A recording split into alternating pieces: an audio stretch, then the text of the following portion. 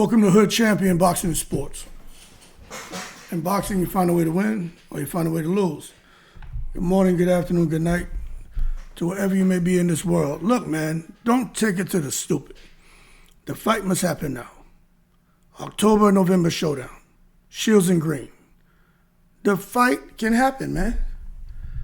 Talking about the biggest fight in women's boxing, man. It just left me a bit disheartened today just at the idea of Claressa Shields and Shadasia Green not happening this year. Or maybe not happening at all. Because who knows what 2027 is going to hold for Claressa Shields. And again, for Shadasia Green, you just don't know. But the bottom line is this. I think it's actually possible, man, if the timing and contracts are handled correctly. You know what I'm saying? For that fight to happen this year. We understand Claressa Shields, clearly the A side. Shadasia Green understands that. So that's the major, to me, obstacle to overcome is already done. It's already been resolved without negotiations even starting. And we have a better understanding of Claressa Shields, you know, her promoter being Dmitriy Salita, her having her own promotional company and partnerships with Wynn Records, right? We understand how all that works. Dmitriy Salita promotes his fighters. Claressa Shields is with Wynn Records, so she's going to get some additional perks because she has a working relationship with them, a contract, a partnership with them. So now we can move beyond that because there was a lot of confusion with Claressa, Dmitriy Salita, Wynn Records, and Franchón, but now Terrence Crawford cleared that up. But meanwhile, Green is emerging as a major fighter under Most Valuable Promotions, making her one of the most important young stars in women's boxing. So if Green defeats Lani Daniels and Shields defeats Mikaela Mayer, because I 100% believe Mikaela Mayer and Claressa Shields are deep in negotiations to fight. I 100% believe it. And you know what? There's nothing wrong with that because Claressa has to do what she has to do. Shadasia has to do what she has to do. But the one thing that the people want and the people need is once they get done doing what they got to do, is for them to do their business and fight each other late this year. Now, the showdown is possible, but there are risks. There are risks, including scheduling, contracts, rising tensions that I think are going to just really boil over with Jake Paul and Papoose, which some fans fear could create drama similar to the past conflict involving Franchón Crews-Dezurn and the Shields camps. And that's just be real, because you know Jake Paul going to talk some shit. And it's going to be shit that's going to be said to Papoose to where he hears people online talking about it, you know what I'm saying? But it's going to be right there in his face. You know Jake Paul's going to come with guns blazing. So Papoose has got to be reinforced and ready for that shit and not to come lose his cool. Because Jake Paul is going to push buttons. He always does. So let's try to understand what I'm considering, and everyone out there should be considering, Shadasia Green and Claressa Shields as a mega fight. Now, the fight matters, okay? The fight matters. Just like in male boxing, they need to have those big signature fights with the elite. And we didn't get Deontay Wilder and AJ, but we got a lot of the other ones, didn't we? But for the ladies, we got Katie Taylor and Amanda Serrano, and now you got Baumgartner and Dubois. That's bubbling, but one that's really, hot, and you gotta strike when the iron's hot. It's Claressa Shields and Shadasia Green. But that matchup, man, represents the most competitive matchup. Let me fix this right here. Right now, in women's boxing, elite skill versus elite power, and both of these women are from here in the United States. Now, I tell you what, the fight could determine who's the best female.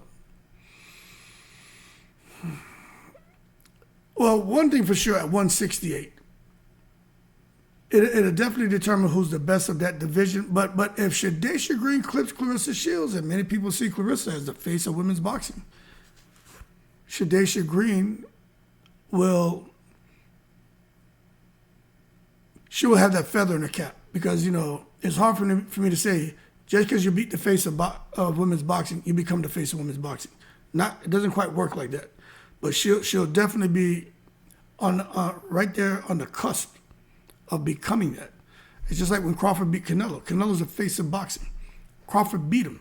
So yeah, Crawford is the pound for pound #1 rank. But as far as being the face of boxing, no, he had the feather in his cap, but he didn't become the face of boxing. But he is one of the faces. But as far as pound for pound rankings, boom, definitely cemented him as #1. And even Usyk said, nope, it's Crawford. He crazy man. So when Usyk says that to you, about you, it is what it is. But for Shadasia, I think it'll get her one step closer.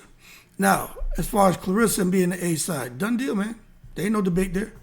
Shadasia will tell you that. There's no debate. There's nothing to argue about. She's the A side. Simple. Resume. Undisputed championships, weight divisions, world titles. Claressa Shields has got the shit. You know what I'm saying? Then, of course, you got throwing them. You know she's going to let you know about them gold medals. Thank you, man. Please, 2 gold medals. She's going to let you know that shit, won't she? But she's one of the most decorated fighters ever, right? No matter if you like her, you don't like her, just talking the facts. You don't have the facts, Sway, but her champion had the goddamn facts. Now, star power. I do think Claressa's more known than Shadasia. Fan base, pretty expanded. As far as the media recognition, she all over social media, doing more and more interviews. She knows how to go viral. She has cracked her code on that shit. But crossover appeal, I don't know if I would say that, but some people would say she has crossover appeal. Some people would say that. And then promotional control. I do think she'll have leverage going into this fight, 100%. Dmitriy Salita, her own promotional company, partnership with Wynn Records, being the A side. Shields will likely control probably the venue, but I doubt Shadasia gonna. I even think Wynn Records and Dmitriy Salita would say this fight can't happen in Detroit. This is not a fight you have in Detroit. This is a big deal. This is some Las Vegas shit. Some Madison Square Garden shit. This is a big damn deal. I think Shields would. So the venue, I don't know who would control that, but I know one thing is for sure. The purse split probably be in Shields' favor. I don't know about broadcast terms and promotional direction. I think MVP and promoting Shadasia Green is going to be night and day from what y'all saw as far as Franchón was promoted over there with Dmitriy Salita and Wynn Records. And Claressa. You're going to be night and day because they know that MVP is the goddamn machine. And they got the ching, ching, ching to make sure that Shadasia get promoted. And for Claressa. But they'll make sure 100% Shadasia get promoted properly. So it'll be interesting how all that plays out. But if you get someone like Netflix involved, well, they both get shine. They both get a lot of shine. You know what I'm saying? So it really kind of cancels out whatever Wynn Records and Dmitriy Salita is going to do. Because if Netflix gets involved, the budget for promotion is going to be outrageous. Now, that's my assumption. You say, how you know that? I don't. I'm just making an assumption. But why negotiations should still be smooth? Because despite Shields being the A side, negotiations may actually be easier than people think because Shadasia Green understands the hierarchy. She understands. Green is building her legacy. So she likely accepts, Shields gets the bigger purse, cool. Shields may, depending on if it goes to Netflix or not, but the bottom line with promotional control, if it doesn't go to Netflix route where it's going to be pretty even, she understands that Shields is going to get a lot of those perks. And the headline attraction, it'll probably be Shields versus Green, not the other way around. Walk to the ring first, everything. But what Green gains is the biggest fight of her career, massive exposure, a chance to become the new star. It's an opportunity. And there's a storyline between them two. It goes back to when they were young. There's a storyline. So the buildup would be, I think, amazing. And it would be very intriguing. Now, the timeline that can make the fight happen. This is where things get interesting. You know what I'm saying? Shadasia Green fights in April. Lani Daniels. Green wins convincingly. Hopefully she knocks her out. And it's nothing against Lani Daniels. I'm just talking about for her building and continuing with the momentum going to the Claressa Shields fight. She knocks out Lani Daniels. Everybody going to go bonkers over here. Everybody going to be out here stupid, duped it, taking it to the stupid. She'll strengthen her position dramatically. And people are going to start, for those who think that she can't win, if she goes in there and she blasts Lani Daniels up out of there, I'm telling you, people are going to start talking. Plus, Shadasia Green fought Danielle Perkins as an amateur, and she dropped her, had her out. Danielle Perkins ended up winning the fight, but Shadasia Green dropped her, had her hurt bad. People don't know that. So Perkins is big and strong, but she sounds to be a little bit, not by the hair of my chinny. And now that you know that, what do you think? Now, as far as Claressa Shields, that June and July fight, Mikaela Mayer, I believe 100% they're in deep negotiations. You just can't make me believe otherwise. If Shields wins, the momentum grows for that mega fight. the contract clause for the next opponent is what concerns me the most. And I think this is a key strategy. Green's team should secure a conditional contract clause that states if Green defeats Daniels, Shields defeats Mayer, the next fight must be Shields. That protects the timeline, and then they got to lock in a month. If Shields fights in July, August, September, October, November, October, November may be the sweet spot. Maybe the sweet spot, man. And I think that's the ideal fight month. October, I don't know. November, December, those months seem to sound a little bit better because you get at least a 10 to 12 week promotion window. Fighters get to recover from previous bouts, more for Claressa Shields because she's fighting June or July. It's fall boxing season, strong TV rating windows, and there's going to be a lot of fights happening at the end of the year. So, especially with Zuffa boxing and the men, so they got to be they can't procrastinate. They got to be very proactive and get this shit locked in if they're going to do that. But I'm telling you, if they don't go and do that now, that shit ain't happening. But I will say this, and this is the reason why it won't be happening, because Shadasia's taking a risk. Even with a contract, Green will be taking a gamble. She could end up being stuck with only fighting once this year. You know what I'm saying? Because Shields could always withdraw. Could get injured. Could have some kind of promotional dispute. Who knows what's going to happen with her and Papoose. You know what I'm saying? I'm not going to say people are wishing them the best. I think most people are doing the opposite, but the reality is there's a relationship there. And the reality is you don't know what's going to happen tomorrow. And she's it's business with pleasure that's been mixed. And I think if the pleasure gets disrupted, I think the business gets disrupted. So outside of scheduling conflicts, business opportunities elsewhere, promotional disputes, injuries, and the relationship between Claressa and Papoose, I do think that could also present a bit of a gamble for Shadasia. But it may be a risk she's willing to take because if it does work out, big fight, big money, and a big win if she can get Claressa up out of there. But at the same time, if it doesn't, Green can lose valuable career momentum. She can't afford. No fighter can afford to lose career momentum. You basically kind of in your prime. You can't be fighting once a year. You got to be fighting 2 or 3 times a year. So I think that's what Green would have to sit there and kind of they'd have to do a bit of a risk analysis and see, is it worth taking the risk, knowing that Claressa Shields may decide to pivot and go a different direction. But I tell you what, MVP would want this fight. They're building Green as a flagship fighter. Facing Shields would elevate Green instantly, create a major event, build credibility for MVP in women's boxing, which they've done a damn good job of that already. The fight could become one of the promotion's biggest events ever. Now, the promotional collaboration, I think it would involve Salita, MVP, Wynn would definitely be involved. As far as multiple broadcast partners, I don't know how that will work out. DAZN, Netflix, somewhere else, I don't know. ESPN. But I don't know what will happen with that. That makes it very interesting. Sometimes people can't overcome those hurdles, man. Those obstacles, those obstacles are difficult to overcome. You know what I'm saying? So I think successful cross promotion can mirror big boxing events, a big boxing event for them, and it normally does historically. You know what I'm saying? Now the potential problem outside the drama. Let me tell you something that we could see pop off in there. This is an unexpected issue. And I think Jake Paul and Papoose are going to be going at it. I think Jake Paul will get under his skin. Jake Paul is definitely a strong personality. He's loud. He knows how to get reactions. Papoose is more cool, like a cucumber, quiet. But on a public platform, if he's getting poked, especially about the relationship and different things, and him being, still being legally married, and Jake Paul decide to hit them low blows and shit, and go beneath the belt, I think Papoose would react. I think he would react. Jake Paul is good at disrespecting you. And Papoose is big on respect. Although he's 47 going on 48, I'm 50.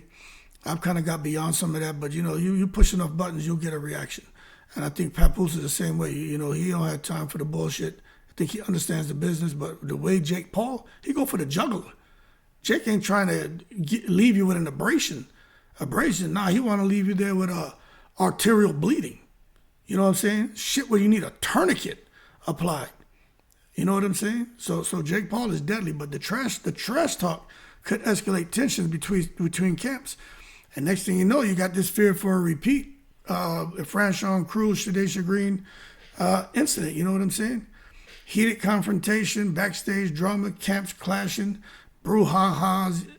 Somebody may come into the fight engine, but I don't think it'll be the fighters. But the bottom line is fans worry similar tension could emerge again. And even when I think about it, I'm like, that shit could happen. So I think professional control will be important. Promoters must enforce strict rules during promotion. I think there's some lessons learned from Claressa Shields and Franchón Crews that going forward, I think that'll probably be addressed beforehand. Like, this is the shit that's not going to happen. Probably be some huge fines. It's just like when Devin Haney shoved the shit out of Lomachenko. He got a huge fine, $250,000, I believe. So when they start talking about hitting you in the pocket, people start to, get dressed right dressed. Sir, yes, sir. Because they don't want to lose that money. But I think the goal would just be like, we can build a hype without the chaos. So let's do that. Let's build a hype without the chaos. You know what I'm saying? But we should be hyped up about this fight. Because Shields and Green, they have some advantages here. Shields, of course, she got the boxing IQ, championship experience, defensive mastery. Green has some advantages too: physical strength, punching power, technique getting better, hunger, momentum. And she's working on that expanded gas tank because she knows she's going to need that conditioning to go a hard, I think it's 12 rounds with Claressa Shields. I think it's 10. Women do. I don't know what they're going to do for their fight, but I would think it may be 12 2-minute rounds. But I don't know. I don't know what they're going to do. It's going to be 12 rounds, 3-minute rounds. I don't know. But I would hope that no matter however long the fight is, that Green understands I got to be ready to let my hands go and start punching from the first second of the first round to the last second of the last round. Because one thing we know is Claressa Shields can do that. And that's why the fight's so compelling. So there's some legacy implications, man. If Claressa Shields clips Shadasia, after she fights Mayer, that's assuming she beats Mayer. Ain't nowhere else to go. It just solidifies her dominance. You know what I'm saying? That she can go on into 2027 and her and old Papoose try to make that little Pap Jr. get married and, be there in the breeze. But for Green, if she wins, it creates a new superstar women's boxing, and she go on to the next. Maybe a rematch. Maybe Claressa says, F this. This woman beat me here at the end of the year. I know me and Pap, we looking for a little Pap Jr. in 2027, but we ain't going to start thinking about that till after April because she's going to probably want that rematch. Claressa's competitive as hell, so you just don't know how things are going to go. But one thing I do tell you, one thing we do know, like DMX said, what they really want. Well, the fans really want the fight soon. Simple. Peak versus peak. No long delays. The sport has learned from past mistakes where big fights happened too late or didn't happen at all. Makes me think about Riddick Bowe and Lennox Lewis. Makes me think about, what's his name? Wilder and AJ. And then Earl Spence and Keith Thurman, but there's hope. There is hope, I'm praying. But Earl Spence ain't trying to hear that shit, man. But anyway, my final thought is if everything lines up, Green beats Daniels, Shields beats Mayer, promoters cooperate, no BS, the fight boxing fans would and could most likely happen this late fall, maybe going into winter. But if the timing slips even slightly, the biggest fight in women's boxing could be delayed again. It may not happen at all. Those are just the facts, folks. Anyway, y'all keep cool. I'm going to get ready to go live. I think I'll go live tonight. All right? Anyway, in the breeze.